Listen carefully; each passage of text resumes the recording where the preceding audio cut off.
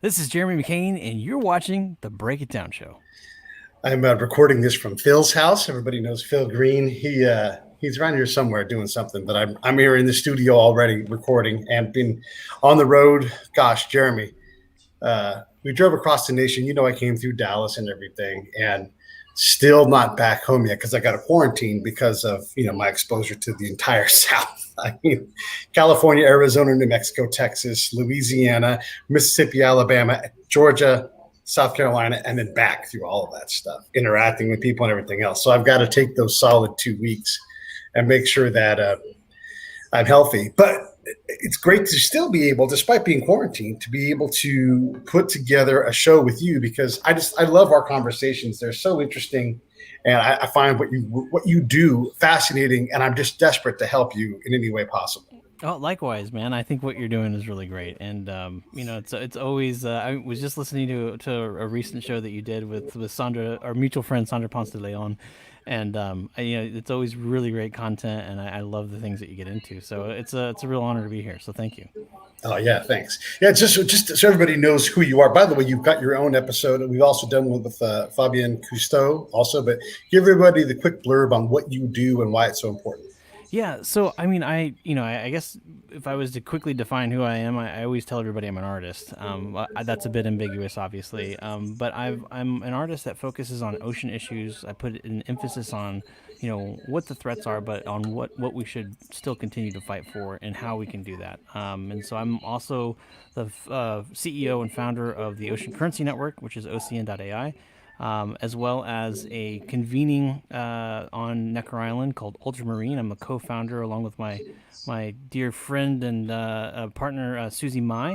And what we do is we bring 70 to 100 people from around the world, 15 different countries, 5 different disciplines, and we say, hey, we have this one issue we want to focus on. Who's going to stand up and say I'm going to do it? So we all hold each other's feet to the fire. It's less of a gathering. It's more of a family. I love it. I love it. Yeah, these are the kind of things like you. I'm an artist. I use the spoken word and conversations to get there. You're more of a photography based person, although you do your own chats that are also equally wonderful. Anytime I see that you're on live, I always try to at least pop in to acknowledge, if not get fascinated by what you're doing. So I art just does drive these things, It does, and I think it's so interesting. So if you go to Hawaii, there's a term that they use there that I find just fascinating. And on the mainland, as if you want to do business in New York, it's really quickly like, what do you want? Why are you bothering me? In Hawaii, it's really kind of laid back, and we say, well, let's talk story for a minute, is what they say, and then we'll talk business. And talk story is like, just whatever. There's no agenda. And I think when all of this kind of hit, and everybody was stuck at their house. I think everybody kind of got a bit depressed and kind of focusing on the virus issues. And I thought, well, what if we talk story about some of these other, I thought, well, let's just bring some people on, and I just thought it was a great way to carry a conversation. Who knows where it will end up going, but I always find that like when we talk about something that we're all passionate about, you leave that conversation with something, say, what if I tried this, or what if I could do this? And those moments are, I think, where innovation is kind of at its most earliest foundation. Yeah, I think one of the things that I bring to the table quite often, because of my experience in combat zones, is perspective. And I often just spin the camera around and I say, what's it like from this? Like, if you're going to go help someone in a place that sucks and they need help desperately, what's it like to be them? Let's Yeah. not assign them help that they need. Let's find out what they find important. And we just had another friend of Sandra's that she introduced me to, a guy named Brian Dolan, Mm. and he Yeah, that's the runs one I was Verdant. listening to. So Such good, that man. was a great episode. I love it. Yeah, Yeah. it accepts that these are hard problems to solve too. By the way, to get everybody on board. I mean, the ocean is fairly simple. Get the entire world to agree to go in one direction, and we'll get a lot better fast. Yeah, Problem sure. is, Sure. Well, it's so funny because I think for mainlanders, like we see the ocean as a dividing line, right? It's mhm, us versus them. It's like, I mean, I grew up in Texas, and you go to the ocean, and it's just this vastness, right? And you're like, what's on the other side of that? And that is the barrier. But ancient Polynesians saw that as the highway to connect other places, and so I think that change of mindset, when you think about it, is pretty powerful when we start talking about what does, rapid prototyping look like? What does collaboration look like? Well, sounds cliche, but the world is your oyster, if I could use an ocean pun. Yeah. Yeah. The world is your oyster. I mean, it truly is. And if we choose to not treat our oysters so terribly, it'll kick out pearls for us all the I time. think so. I think it might. Give us some good news, bad news. What's the bad news right now about the ocean? Well, I mean, that's a 7 hour telethon. I think there's a couple things that I'm interested in at the moment, and one of them is obviously illegal fishing is just that's not a new thing. I mean, everybody knows about illegal fishing and overfishing and the in what I think most would call the tragedy of the commons. And what that is that, let's say that, Pete, you and I live on the same, land, and we both share a pond, and we go there every morning and we go fishing, and we're going to go get some food for our family. And I wave at you at the other cross of the pond and I say, "How you doing? Great. I catch any fish? Yeah, I caught a couple fish."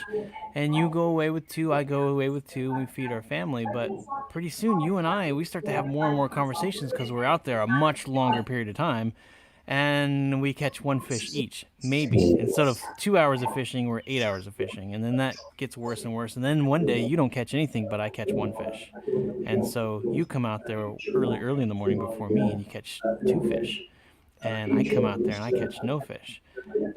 We're not counting fish. We don't really understand what's in the waters, but we know that when we catch something, that's good, and that's a marketable thing.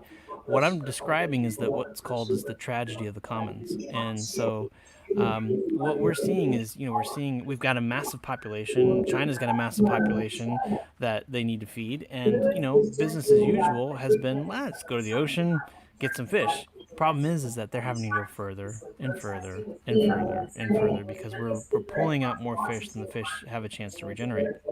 And so, um, if you open up a little website called globalfishingwatch.org, it's free. You can actually click on the map, go to the area where Ecuador and the Galapagos Islands are. And what you're going to see is a bunch of white dots. A lot of white dots. So many white dots, it's actually bigger than the archipelago of the Galapagos as a whole. What's interesting about that is um, those are all fishing boats. Now, they're not all Chinese boats. A good majority of them, I think the Ecuadorian Navy estimates there's about 260 boats that are Chinese. Now, these are fishing boats. They're also refrigeration boats because, well, guess what? China is a very far, far away place from Ecuador. So it needs to be refrigerated all the way back for it to be usable. Um, but we're pulling fish out at just unprecedented rates. Now this is happening at in what's called the outside of the EEZ, which is the economic exclusion zone.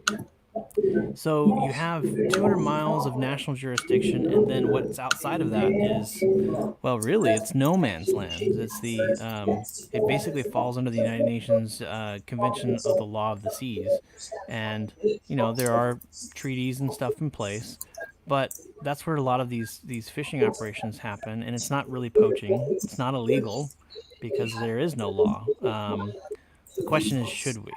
And it's something that I'm really interested in. But Ecuador provides kind of a unique situation because they control the Galapagos, and so 200 miles from the Galapagos, they have control of those waters. 200 miles off the shore of Ecuador, they have control of those waters. But there's a gap in between those two areas. So that now you're seeing all this just cluster of fishermen Yeah. coming in there and just grabbing stuff.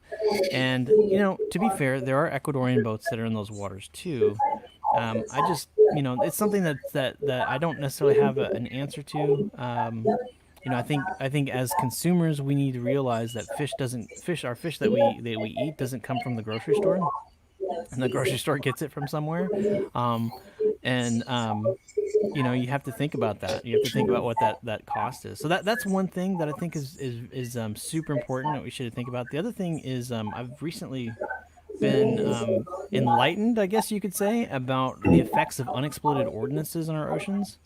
Um, So that's another long topic. I mean, oftentimes like right now there's two unexploded ordnances in Molokini. Molokini is just it's basically like a little crater just off Maui, if anybody knows Maui, and they found two World War munitions on that island. So one of them is a sand bomb that didn't explode. I believe that both of these bombs are fused, and there's another one that is a pressure sensitive bomb that basically after a certain depth thing boom blows up. Well, they didn't, and they've been sitting there, and there's coral reef that's actually growing on top of it.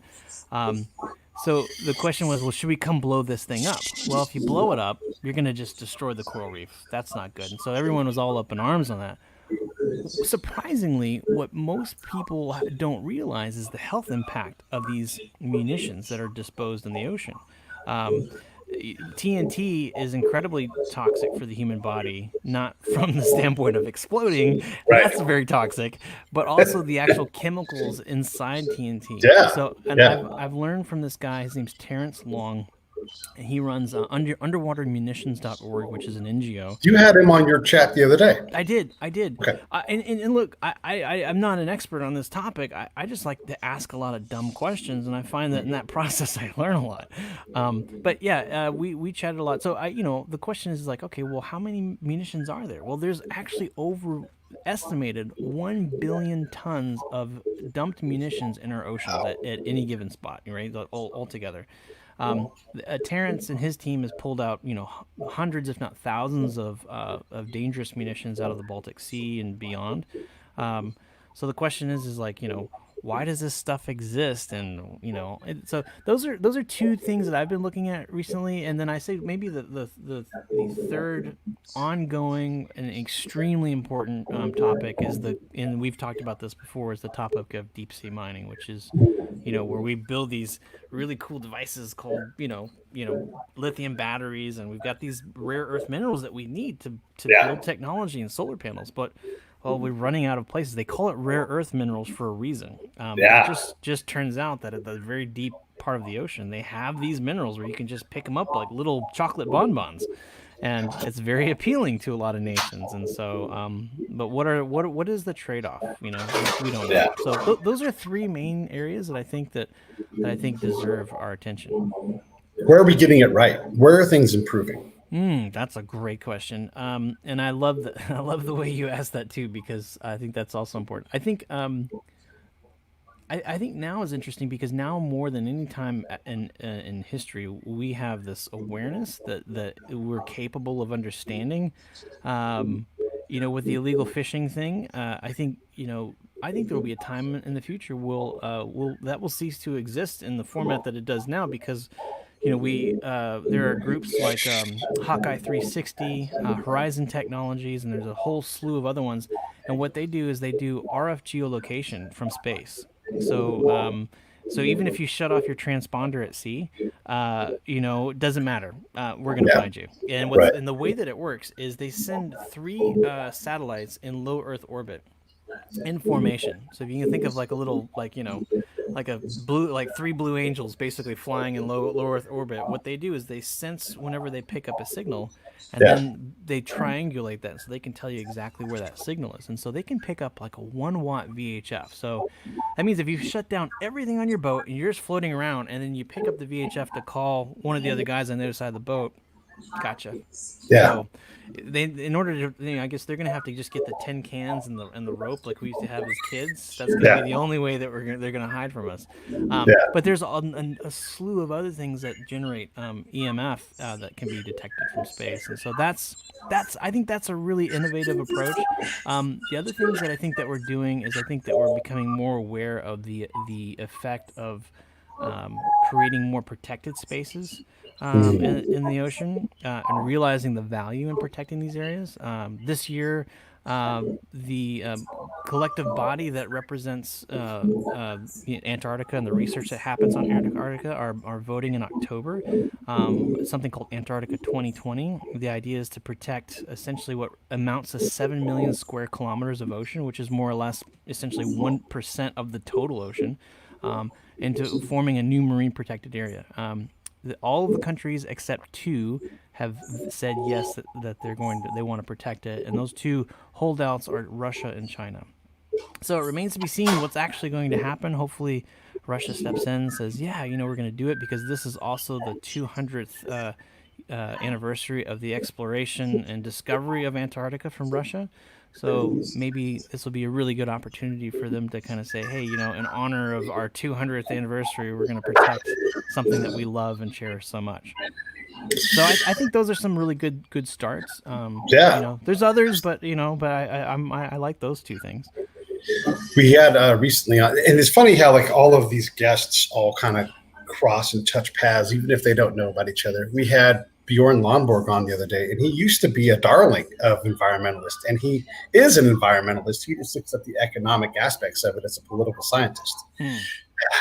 Anyhow, he's like, where do we put our money to work? What are the big problems we have to solve? And yes, environmental issues are one, but if we could drastically reduce poor people, the impacts of these things. So he's like trying to balance out, like, where does our money need to go? Yeah. And I think you'll appreciate this. He's like, if we're not focused on carbon taxes, we're not doing the right things. And he's like, this is a good way to approach this problem, is to incent this behavior or incentivize that behavior.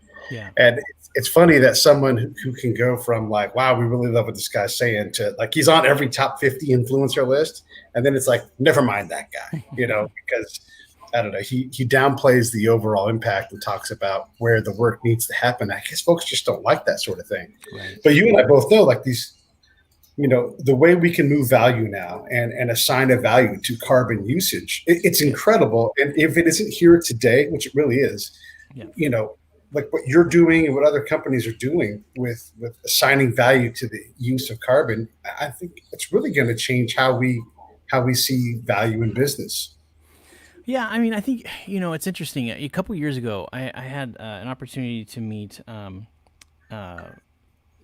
just drawing a blank on his name. I only met him briefly, clearly, but he's an astronaut, lived on the International Space Station for some time, and what's interesting about what he said to me was like, look, we figured this out on the space station. Like, we recycle our urine. Yes, if we could do that up there, we should be able to do it down here. And you have to be extremely efficient. If you're burning, if somebody's in the back of the space station smoking or lighting up a campfire, things aren't going to be so good so quickly for the people who are inhabiting that space station. And I think we need to think about the planet the exact same way. I mean, essentially, that's what we are. We're just spaceship Earth floating through space. And so, I think what's interesting though is that with all of this, we for so long, for so many centuries, we were all separated by continents and countries, and we only talked to ourselves, our own people.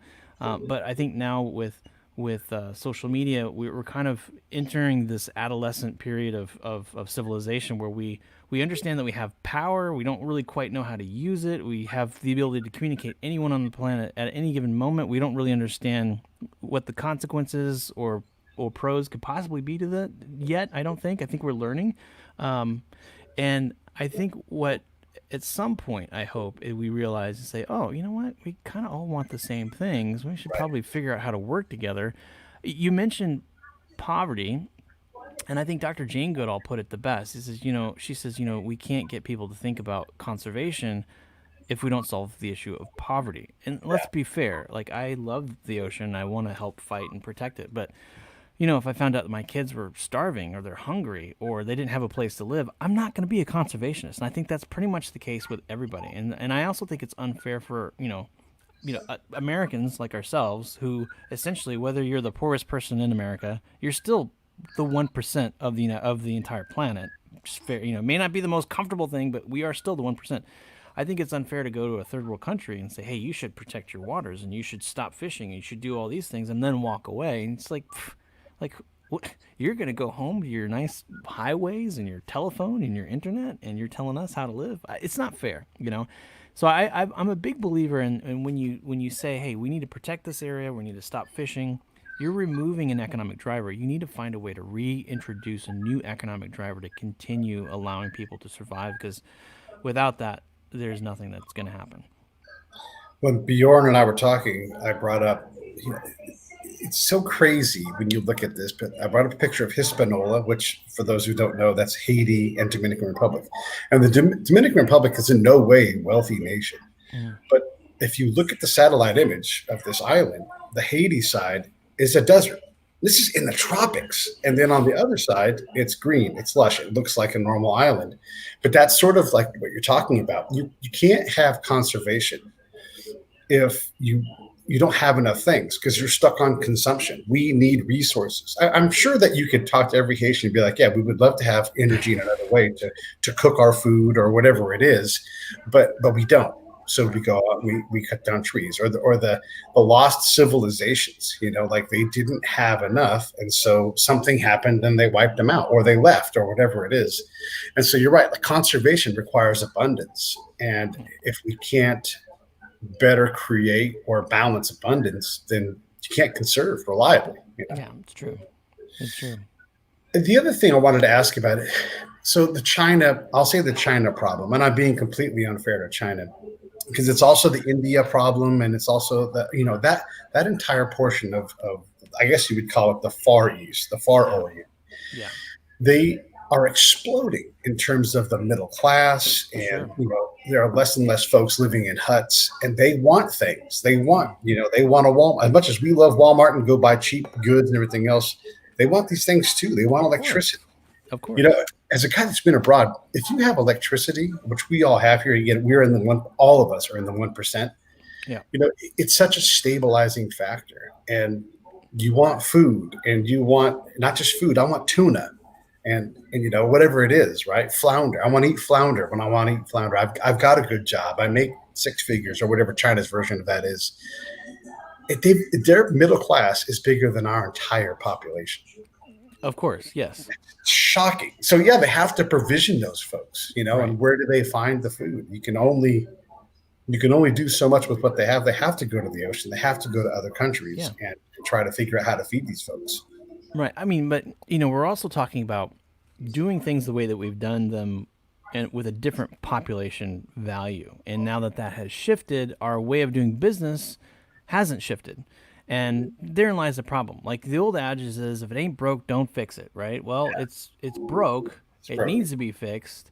The question is, will we? Are we open to that change? And I hope that we are, because if we're not, at some point,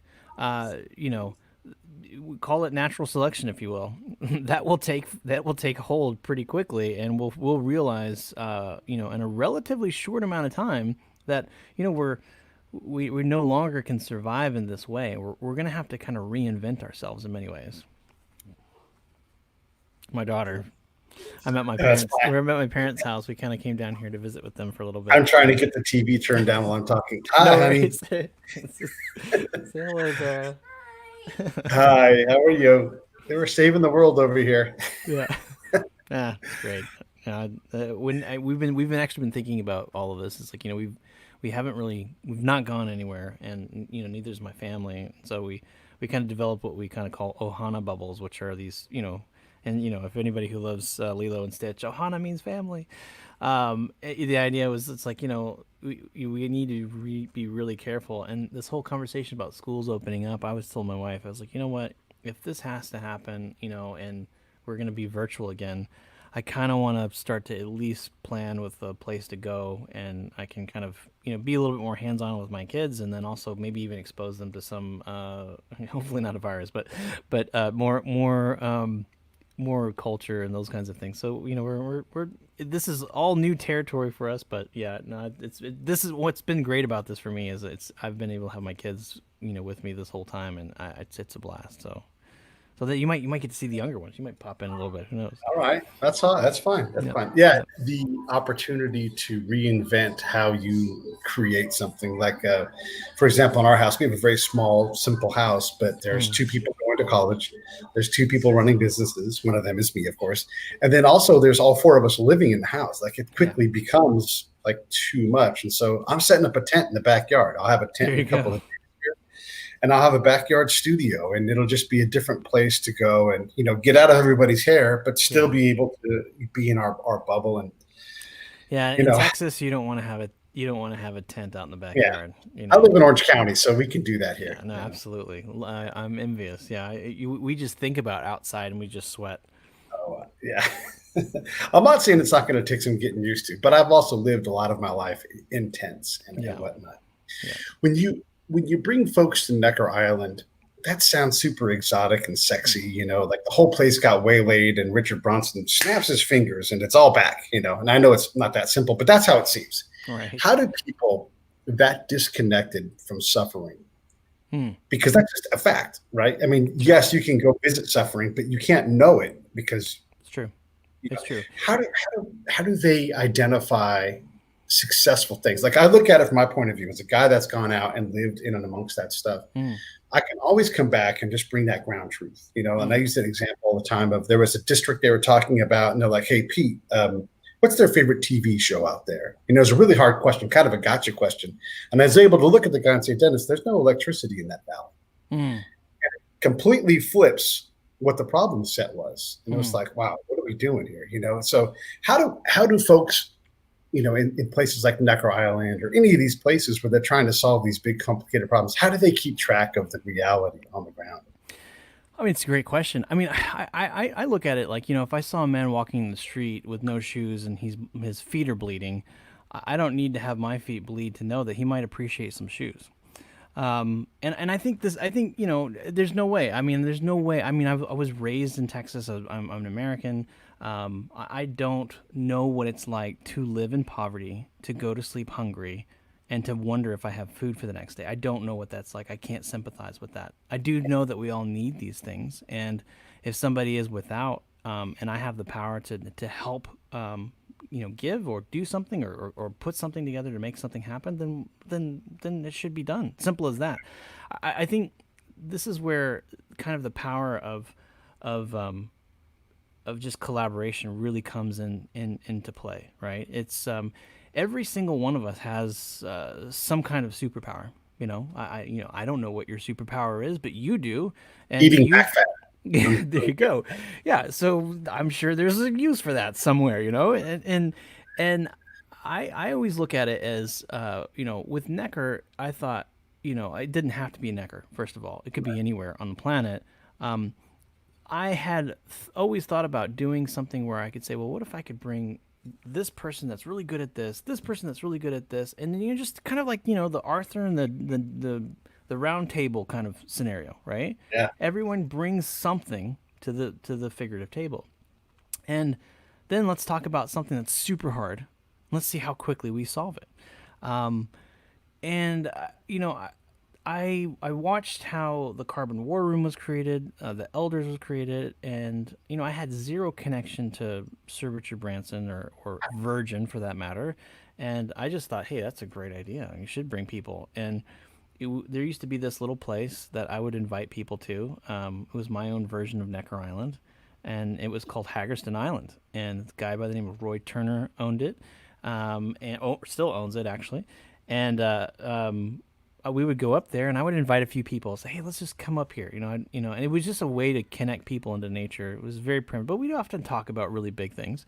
Um, and what I think is interesting about your question is we are all disconnected. We don't really truly understand what it means to live in Yemen and not have any food, and to watch our children, get so unbelievably skinny, and die of starvation. We don't know what that's like, but I would argue that we all know that we're capable of doing something. So from the standpoint of Necker, I know that it has the ability to look like, oh, this is a super exclusive place. There's these crazy rich people that are playing, and it's like, don't get me wrong. Yeah. There's there. I wholeheartedly believe in playing and having fun, but I also Sure. believe in hard work. And I'm a lot younger than Richard, and I probably would work all day, every day, just because I enjoy it.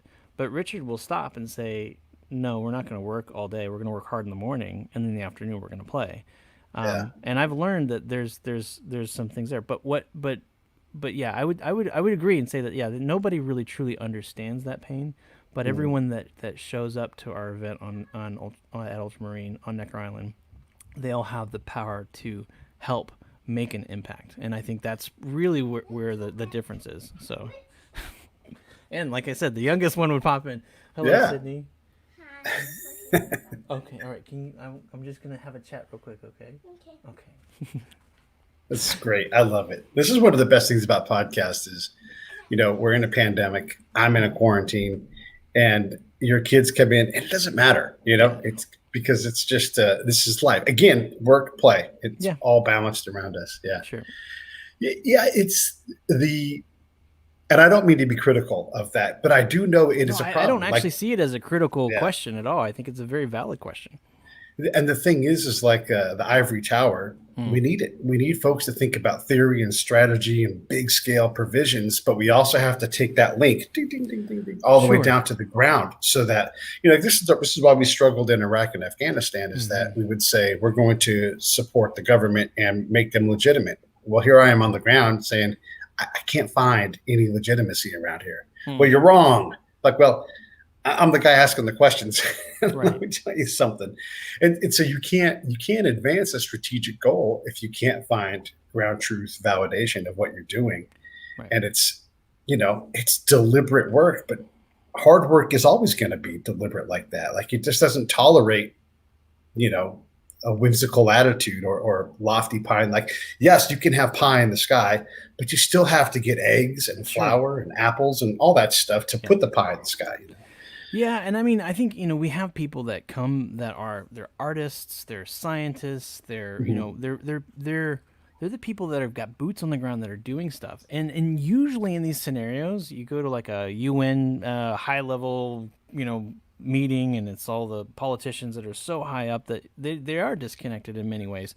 But I thought, well, what just put those five disciplines of people, put them all in the same room, Yeah. and now you have a perspective shift that didn't exist before. And I think that's really what the beauty is of Ultramarine. And I don't really consider it a group or anything. I think everyone that attends, we all feel like we're some kind of family, really, because it's Yeah. like we're there to help each other and help support each other. And if I felt passionate about something, so passionate, I promise you, everybody would follow suit and say, "All right, Jeremy, we'll help you. What can we do?"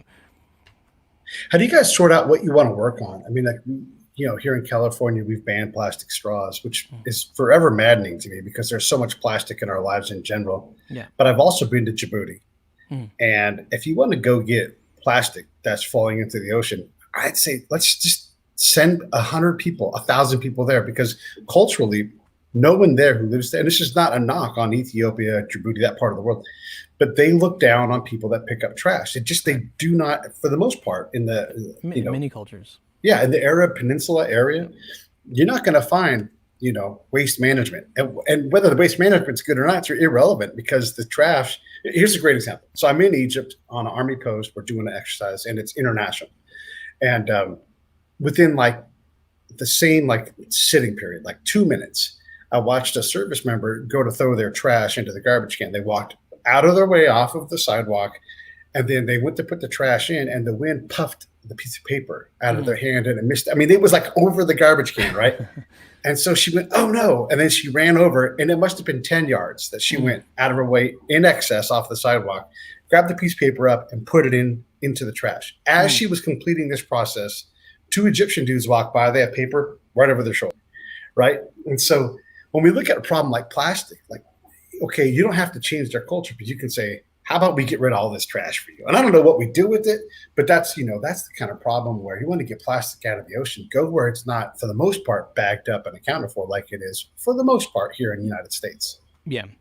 Yeah, I mean, I think stuff that like what I guess was it Plastic Bank is doing is very Right. innovative. They're doing something, and I have no connection to Plastic Bank whatsoever. Sure. I just think that what they're doing is pretty cool because it's now they're assigning value to this picking up trash, and it's Right. like, and I think that kind of goes back to what I was saying before is like you reintroduce some kind of economic driver. Well, that could be a way, Mhm. a lot of the types of plastic that we do recover, there is value in it. PET is actually Right. pretty valuable.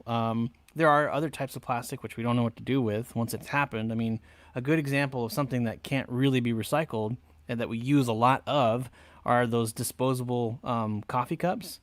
Mm. Their paper, we think, it's going to biodegrade. Yeah, wrong. Sorry.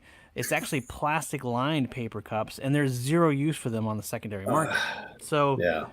I mean, I can't tell you how many, before I knew that, I can't tell you how many of those things I actually, but now I have this, I have this little Yeti. I love Yeti, and I don't own Yeti, and Yeti doesn't sponsor me, but I love it, and I went to Necker, and they had these, and they gave them to me, and I was like, I use this every day. And there's another one called in Australia. I think they call them keep cups.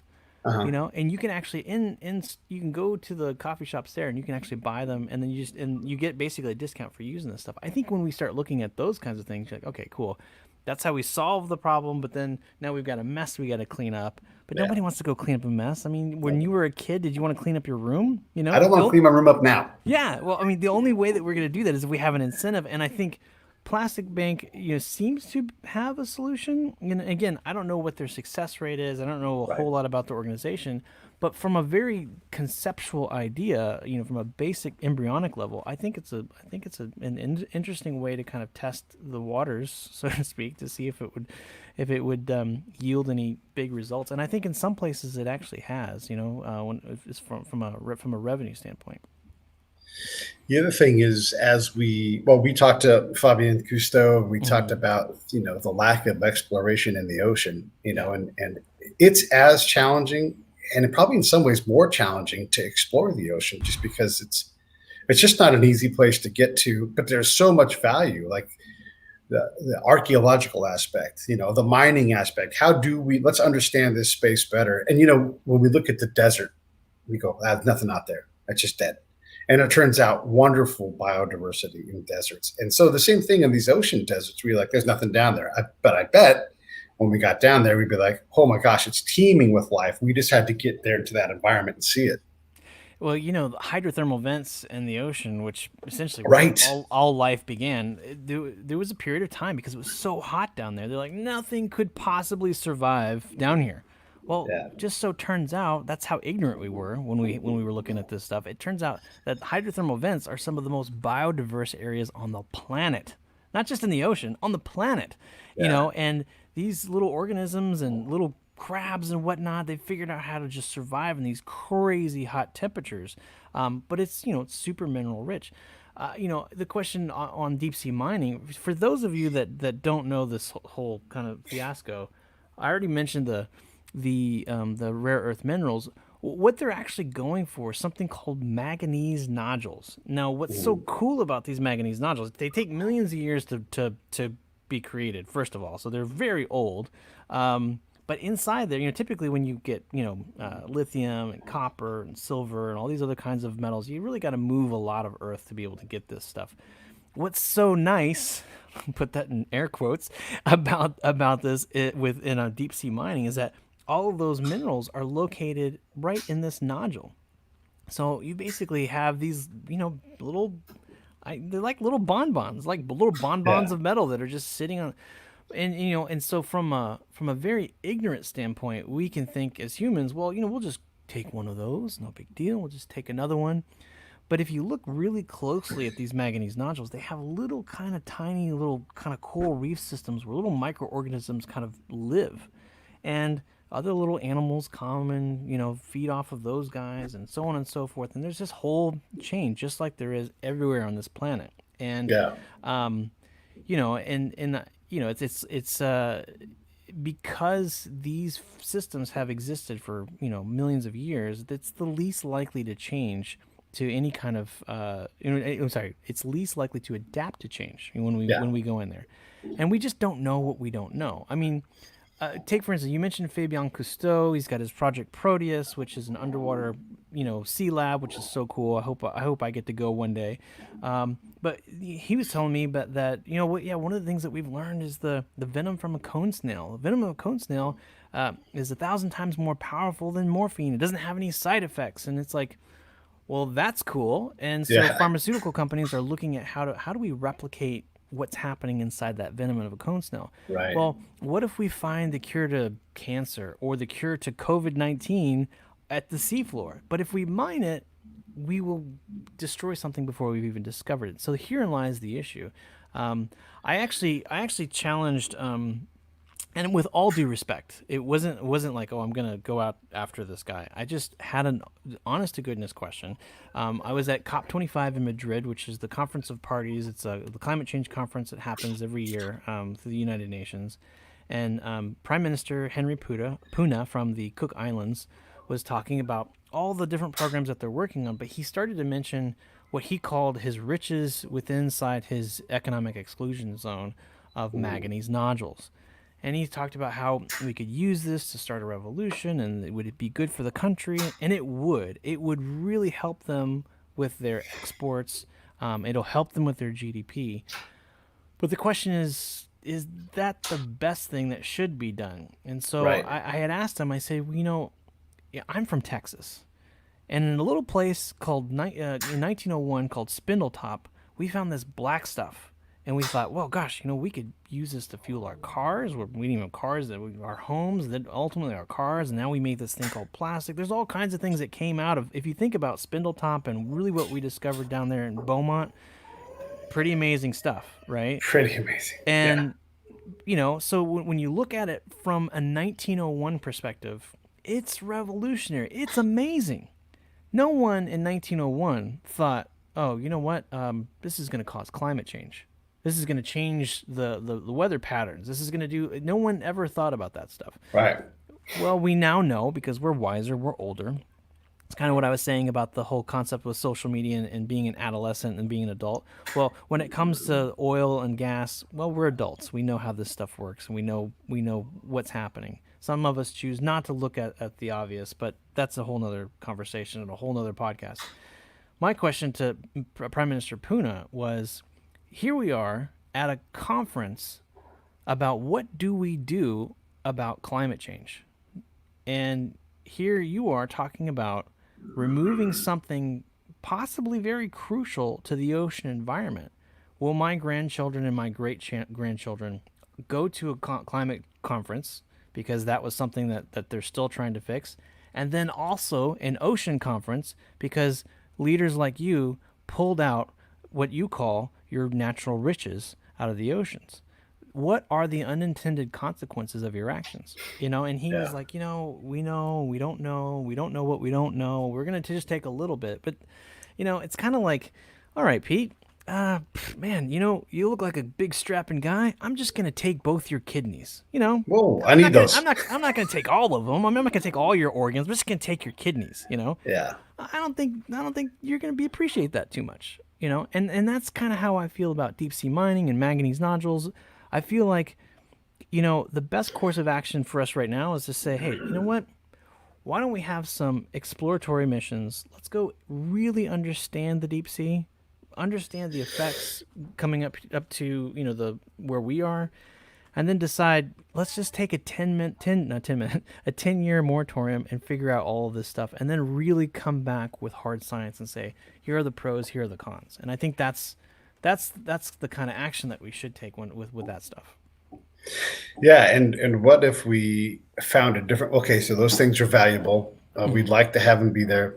Why not set up some kind of a system where we exchange value for them staying where they are? Like, let's buy the licensing rights for 100 years to that stuff, and the world will break off a check of however much, $10 million a year Yeah. to keep those things in a sanctuary. So that, because you're right, like we get to pull oil out of the ground, we get to jam air and water into our ground to get more oil out of the ground. We go explore places because petrochemicals are wonderfully powerful. Yeah. They're medicine, they're fertilizer, there's the roads we drive on, Yeah. like all of these things, it's all around us. And so it's impossible to say, hey, Jeremy, you can't have any access to that anymore because it's going to hurt the environment. Like, it's out. It's there. I need electricity. I need to drive my car. I need tires, all these things. And so I get it. Like, how do we compensate them for what is their natural resource? Or like we had Dr. Stephen Running on the show. He's a climatologist out of University of Montana. He won the Nobel Peace Prize the year that Al Gore and all those. He's one of the other guys, and he was saying, we have so many resources that we don't when the and I'm there's an oil refinery in my hometown. I'm all about it. I think they're great partners for the community, Mhm. But when you go to do exploratory drilling and you start pulling oil out and you let natural gas just blow right by you, Steve would say, that's not your right to do that. That's our resource. Yeah. Fine, drill, go make a lot of money there, but you better capture that resource because, one, we don't want that just vented out into the atmosphere, but two, it's valuable Yeah. and it belongs to us as a nation or whatever nation it is. And that would make it harder for the petrochemical company to make money because, as you probably know, it's hard to capture natural gas. Yeah. But that's what's required to get the rights to drill in this place. Yeah. Yeah. No, and I don't think that saying, okay, we're gonna just not use Right. petrochemicals right now. That's not a solution. I mean, it's like Right. It's not. it's like all of us are on antidepressants. You rip somebody off antidepressants, all of a sudden you're gonna have a bunch of crazy people. If we rip out, say, hey, no, we're not gonna use petrol cars anymore. Everyone's gonna go nuts. You need a bridge technology, and and we were talking about manganese nodules and rare earth minerals. Well, and guess what? Where do your solar panels and batteries and Teslas come from? Yeah, it comes from the deep sea. Someone gave me a little bit of a hard time on Facebook, I don't know, a while back, and said, I don't understand. A guy like you drives a SUV, a Range Rover, and what you should be driving a Tesla like everybody else. Like, what's the deal? I love Teslas. I would actually love to have a Tesla. But I think there's really no clear answer. It's like I'm not going to solve the problem, is my point, by buying a Tesla. I think there was some research done, which I think this is quite interesting, that the most eco-friendly car you could buy is a Jeep Wrangler. And the reason for it is because they've basically kept the same production line for freaking ever. Yeah. And it's the lowest to create a Wrangler is like one of the least carbon cars that you can possibly get. Whereas, Right. like, say, a Prius and a Tesla, there's a bunch of stuff there. I'm not knocking on Tesla, and Of and I course. definitely don't say, and I will tell you, I don't think the Range Rover is the best thing for the environment either. I will say though, I just drove down here to my mom and dad's, and I was very proud of myself that I had 20 miles per gallon because there have been times where I've had 13. I thought, oh my god, this is horrible, but there, as long as you're just not hot dogging it, it's quite nice. But I do think that we need to figure out, okay, well, what would be that bridge technology? And I think looking at our lithium polymer batteries or lithium ion batteries, it's a really old technology. It's a horrible technology. And for those of you who don't know, you've got in a battery, you've got an anode and you got a cathode, and then you've got an electrolyte in the middle, right? And that electrolyte is typically like some kind of fluid. Like you got battery acid, you got acid batteries. It's got basically the liquid, and then you've got polymer batteries that are lithium polymer. They've got basically it's like a plasma kind of material. Some of these things are highly volatile, can start fires, all these kinds of things. And there's a guy who invented a lithium ion batteries. His name's John B. Goodenough. And it's a crazy name because it's like, he's really old now, but he's been working on what's called a solid state battery.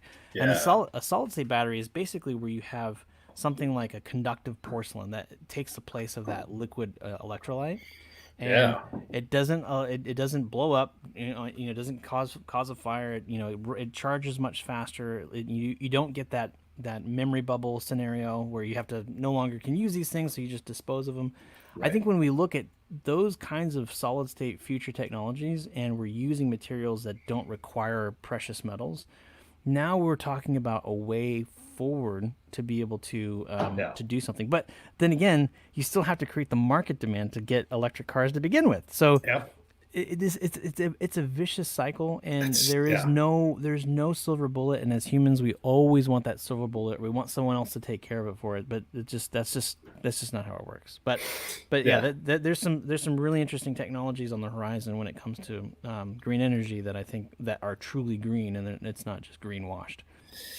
Yeah. I mean, you look at, and I love Teslas. I think they're Oh great, man, no, I love but them. the reality is there's an entire infrastructure that has to be laid in, and to lay that in, guess what? It takes petrochemicals and everything else to get all of these, loading stations and But it just is the everything. future. I mean, I'll put that out there. It is the Yeah. future. Yeah. We Yeah. just It's the future for sure. It's just, you can't reliably say it's better for the environment. And even more so, Bjorn would say, why don't you spend your money on fixing poverty, or whatever, one of these other things, because you'll get more bang for your buck Sure. than having an electric car that can go from San Francisco to LA without having to fill up. Yeah. Yeah. So you're right. These incremental changes. The other problem, I think we discussed this when I was on the road. The other problem is we have laws of thermodynamics. There's 4 of them. And petrochemicals are a wonderful, wonderful thing. It's just, how do we continue to get more efficiency out of them? But you look at the modern combustion engine, it's incredible how long it lasts, how efficient it is. It is incredible. And one day we'll get there with electric motors and everything else. Or fuel cells. I mean, the Department of Transportation now is looking at using non-combustible fuel cells using methane, which is interesting. And then, obviously hydrogen's been around for a while. There's a technology that could be perfected there. I mean, we have options. It's not like that we're hopeless. It's just that, using oil and gas that's the lowest common denominator. It's what we all know. There's already a protocol in place. And it's like, you're asking me to do some hard work. I don't want to do hard work. I just want to show up and I want to get a check. That's the mindset, and it's like, if you look at it now, it's like, well, we're gonna have to put forward all this hard work and infrastructure to make what we're making now. Yeah. So when you look at it from a business standpoint, it doesn't make a lot of sense. But if you can do the right thing and still make a profit, then I think that we're in a good spot. But it's just gonna have to have a few crazy people to make a big enough impact for the rest of the pack to follow. We also have these cyclical learning problems, like I know you recall in the let's call it the mid '90s, where we're like, what, and late '90s, what the hell are we doing with all these stupid SUVs, Hummers and Hummer 3s, and right now we're back in the same spot where trucks are the leading sales thing, and crossovers are really just big, huge cars. Yeah. But so we're inevitably going to say, hey, this is too much, and then we'll try to get onto some new cafe standard and everything else. Meanwhile, like, we just have this psychosis where it's like, or bipolar attitude about energy, we got plenty, we don't have enough, just back and forth. But I think partly, at least in the US, it's due to our very schizophrenic way of doing government, where we careen from party to party and struggle to get some of these big things done, which is in part, and this is Pete on a soapbox, it's in part due to our wonderful diversity, but our diversity also, diversity and unity, they're opposites, Yeah. So I just did the Gary whack off for Weird Science. I never checked off. Anyhow, I thought it was the Ross on Friends. That's how remember how he flipped off his parents. Yeah, I didn't watch that show really. Yeah.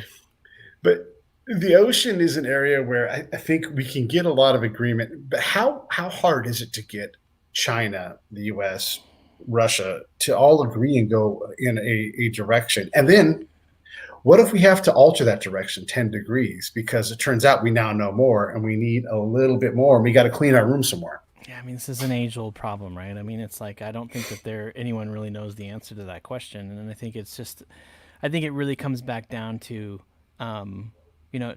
stop swimming upstream sometimes and just lead, show people the way to do things. And that's kind of one of the things I really wanted to come out of Ultramarine. Susie and I were like, we can go around bashing people and say, oh, you should be doing this, you should be doing that. And we're like, well, what if we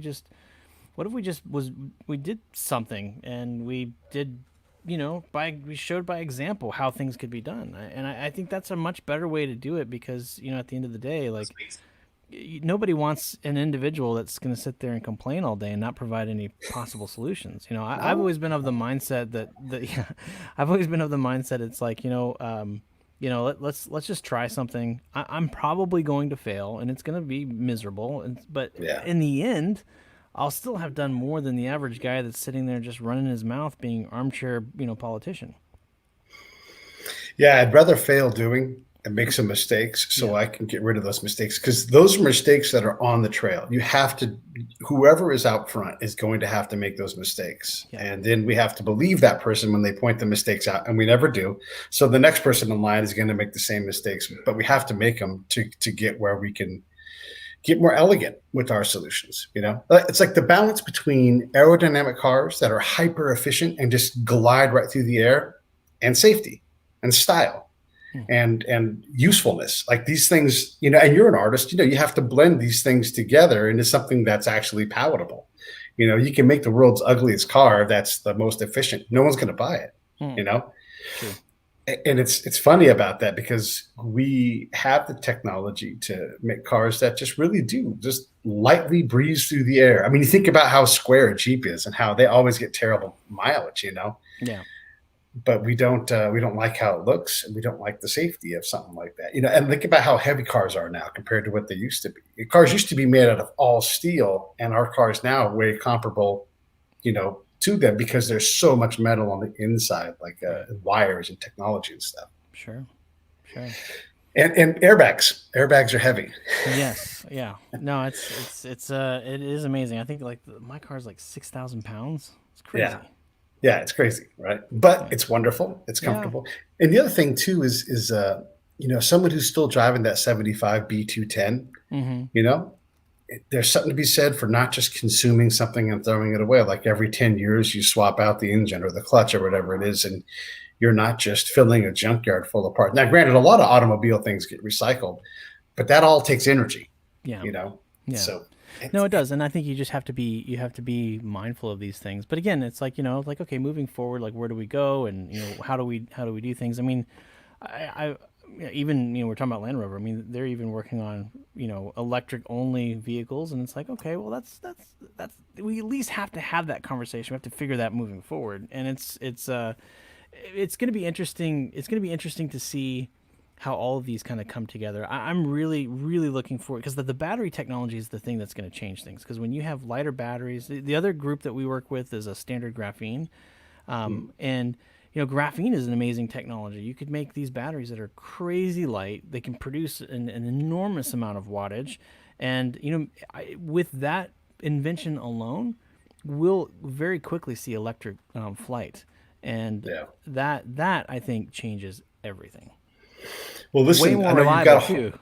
yeah, yeah, I'd rather fly a Cessna with an electric engine than a combustible engine, yeah. because if you hear one little sound in the air, that's a real good way to get all the cold sweats. Yeah, yeah. I know you've got a heart out, and so I want to make sure we respect that. And I also want to say, at some point, shipping with tribrid motors, where you break the load free with electric, is the way to do it. So let me get you out of there. Let's for sure get that bomb guy on the show, and then Yeah. just thank you so much for coming on. No, it's always a pleasure to be here. I really love the conversation. I love listening to your podcast and the guests that you have on. So anything that I can ever do to help, I'm all in. All right, thanks, man. Here we go.